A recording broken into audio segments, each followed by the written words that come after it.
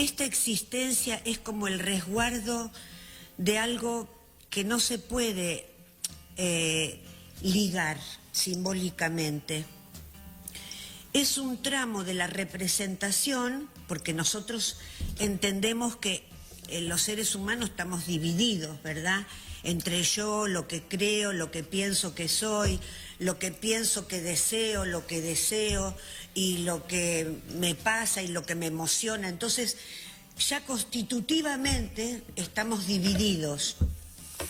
Esta división nos lleva a que hay algo, ¿no?, que no se puede ligar, que siempre queda como un resto.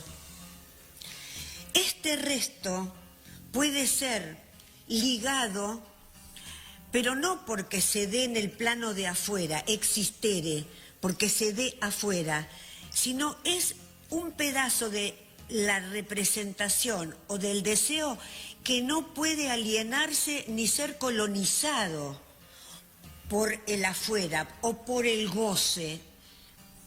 Porque hoy estamos viviendo una época donde todo nos amenaza y nos quiere hacer sucumbir en un goce totalizante.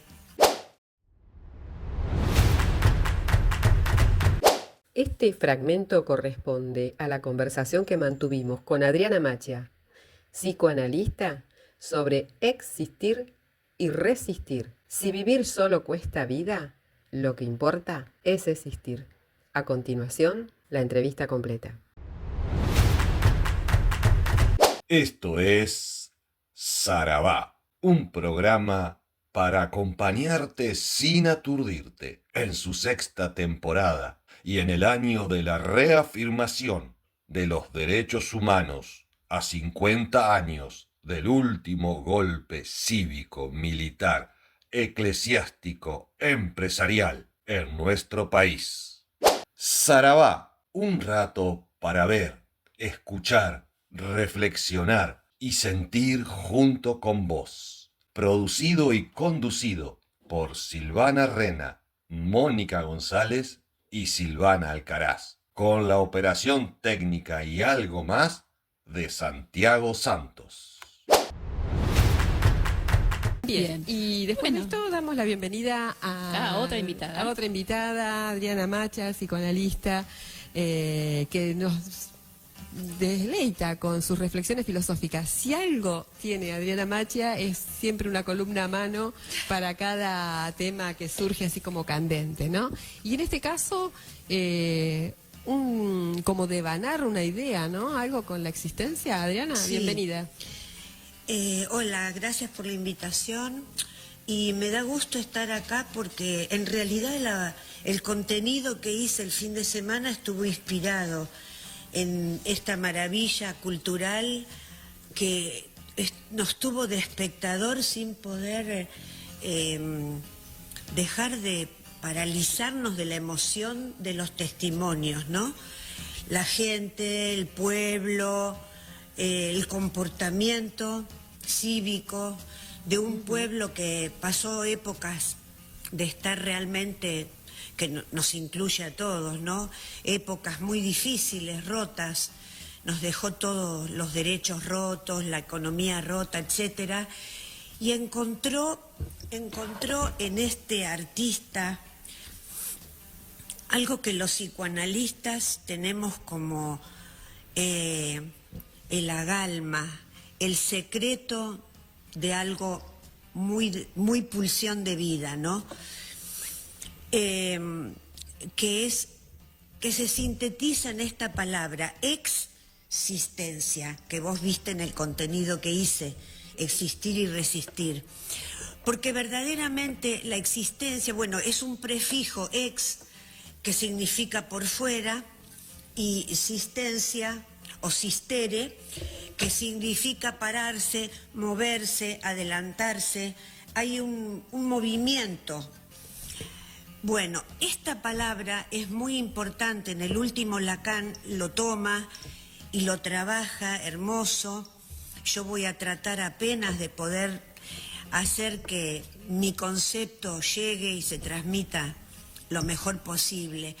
esta existencia es como el resguardo de algo que no se puede ligar simbólicamente. Es un tramo de la representación, porque nosotros entendemos que los seres humanos estamos divididos, ¿verdad? Entre yo, lo que creo, lo que pienso que soy, lo que pienso que deseo, lo que deseo y lo que me pasa y lo que me emociona. Entonces, ya constitutivamente estamos divididos. Esta división nos lleva a que hay algo, ¿no?, que no se puede ligar, que siempre queda como un resto. Este resto puede ser ligado, pero no porque se dé en el plano de afuera, existere, porque se dé afuera, sino es un pedazo de la representación o del deseo que no puede alienarse ni ser colonizado por el afuera o por el goce. Porque hoy estamos viviendo una época donde todo nos amenaza y nos quiere hacer sucumbir en un goce totalizante, que no nos permite resistir nada si no estás alerta.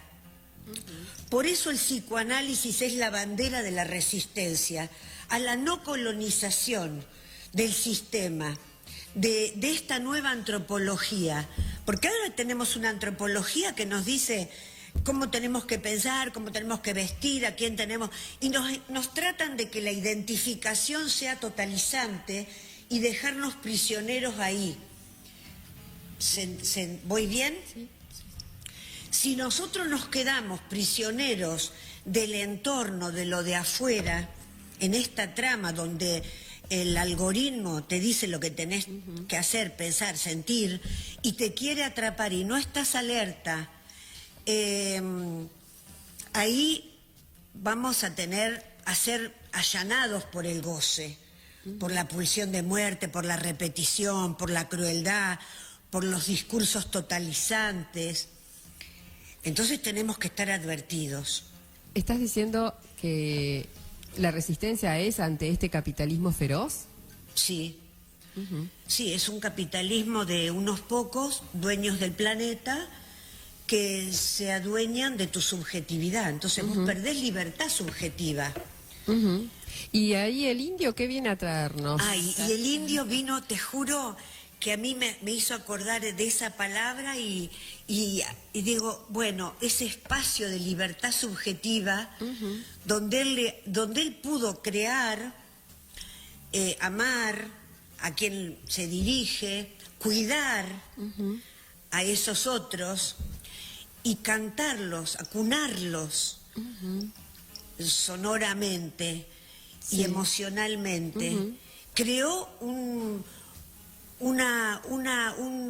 universo de significantes que fueron tan genuinos, porque la virtud se une, la virtud en el sentido aristotélico, la arete, ese que busca la excelencia del ser, no en el sentido moralizante, en el sentido del ser, de la excelencia. Ahí acuñó la virtud en la existencia, que expliqué antes, ¿no? Como tratando de ponerle palabras a semejante, no sé, rebelión del ser y de semejante gesto simbólico. Donar toda la vida artística en función de una virtud, de poder donar algo al ser que escucha, no subestimarlo, no banalizarlo, no entregarlo al mercado. Sí, y creo esto de sostenerlo en el tiempo, ¿no? Lo importante que es cómo fue un solo momento. Exacto, dio la vida. O sea, claro, donó prácticamente su vida sin entrar en el mercado, en el capitalismo, sin hacer concesiones. Y bueno, este gesto no puede pasar desapercibido.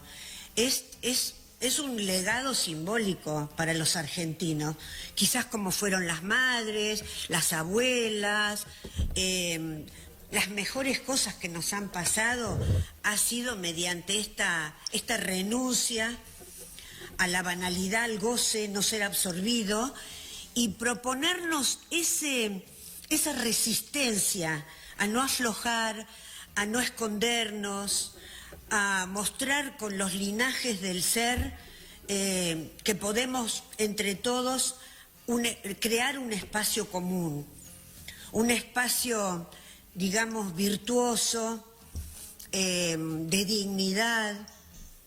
Y eso lo demostraron. O sea, ver esa cola de 8 o 10 kilómetros con la gente que solo hablaba de amor, de gratitud, de legalidades mutuas, de fidelidades mutuas, y disfrutar y cantar, pues es una gesta que viene a traernos realmente la esperanza de que podemos salir de esta masacre del goce que nos proponen estos discursos, digamos, que nos quieren convertir en no solo en una colonia, sino nosotros también, seres sin pensamiento, sin palabra, que no podemos resistir porque te cagan a palos, porque te hacen esto, te hacen lo otro, te quitan los derechos y te tenés que callar, y sin constitución, y no nos importa la constitución. Entonces, un mundo de goce absoluto crea sociedades muy enfermas, muy psicóticas, muy violentas, y ahí donde las sociedades griegas dijeron es el destino, nos enfrentamos a este destino. Víctor Frankl te decía el sufrimiento inevitable. Morir, ¿qué nos decía? Lo inevitable también. Bueno, entonces vos decís, ¿qué hacemos frente a esto? ¿Qué hacemos? Algo del orden de la resignación. Vos utilizás una palabra en varias oportunidades en este artículo y decís coraje. ¿Es lo que vos sentís que despierta este frente que ha generado este mundo simbólico que crea el indio en toda su trayectoria, con mucha humildad por otra cosa, ¿no? Que también eso aparece dentro de esos valores. Coraje, claro. Te Un pone poco lo que... en la existencia, te pone en el pararte, te saca de esa resignación, de ese estar touché, y te dice, vamos, que se puede, que entre todos algo podemos hacer. La existencia es el lugar por donde anida el deseo humano. Y como ese resto que no se puede simbolizar queda libre y no absorbido por el goce y la pulsión de muerte y todo esto que acabo de describir, justamente eso es lo que un artista, un pensador, un literato está invitado a saber hacer con lo que tiene algo para el común, para lo común. Sí, el algoritmo no entiende las letras del indio. No. Por suerte. No, porque la poesía tiene esa maravillosidad de que no se puede atrapar. Claro. Si algo maravilloso tiene la poesía es que no se puede atrapar. Porque ahí hay algo que no tiene esa cuestión literal que tiene el algoritmo. El algoritmo es algo literal. Vos decís ventana y mañana te aparecen todas las ventanas para salir a comprar. No puede ser descifrado por unos y ceros, digamos. No, totalmente. Claro. No. Claro. Adriana, vos sabés que leyendo algunas cosas sobre el indio en este momento, él en 1986, hace 40 años, en una entrevista a una revista tiró una especie de premonición que decía: los psicópatas serán los hombres del siglo XXI. Y me traje acá la cita de esa entrevista donde dice: de prosperar en el tiempo este orden sistémico en el que vivimos, la personalidad más apta para la supervivencia es el psicópata. Quizá los psicópatas son la desgraciada vanguardia de un nuevo sistema nervioso, aquel que va a poder soportar las rígidas tensiones del orden sistémico. Y aclaró: no veo a los psicópatas como casos extremos. Es más, creo que muchos de ellos ocupan importantes jerarquías sociales. Son políticos, militares, periodistas, actores, artistas, músicos de rock, ejecutivos de la televisión, y ahí ves que aumenta el poder del psicópata según el lugar que ocupe en la jerarquía social. Sí, claro. Qué tremendo afirmación, ¿no? Tremendo. Y se cumplió, digamos. Se cumplió la profecía de verla venir. O sea, él la veía, que el capitalismo y las leyes del mercado solo, sin humanidad, se pierde el alma, verdaderamente. Se pierde el coraje, se pierde el alma, se pierde la palabra. De alguna manera estábamos advertidos, porque pasamos por situaciones donde la metralla, las muertes masivas y todo dejaron su huella. Pero bueno, él se inscribe evidentemente dentro de los héroes, ¿no? Los héroes que se la juegan. Y deja un legado.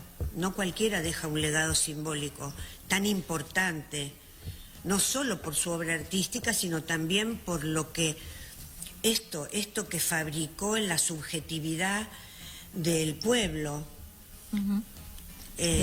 Hay algunos críticos que dicen que él fabricó su público, digamos, ¿no? ¿Y por qué es que él creó un... Bueno. Críticos de arte me refiero, críticos de música que hacen análisis y decían, bueno, como que el Indio es un artista que creó a su público. Perfecto. Como el profesor crea su aula. Porque es de dos la cosa. Siempre tiene que haber dos. No es que un volado vino y aplica el conocimiento como si fuera un tecnócrata que aplica. Vos tenés que generar con el otro un lazo que siga hablando, que siga creando, que siga manifestando. Nunca puede ser, claro que lo creó, y el pueblo también creó cosas en su subjetividad por su héroe.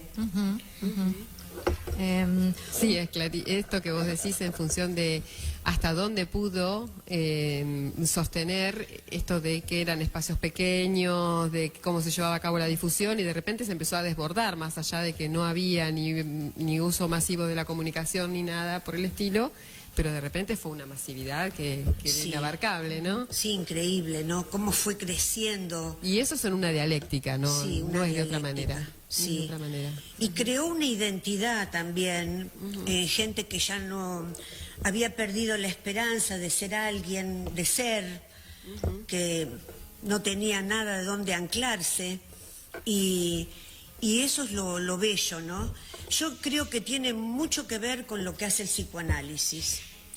En las terapias que son afirmativas, las terapias positivistas de la actualidad, todas estas técnicas que son masajeadoras, que son conformistas, que, en fin, que tienen eso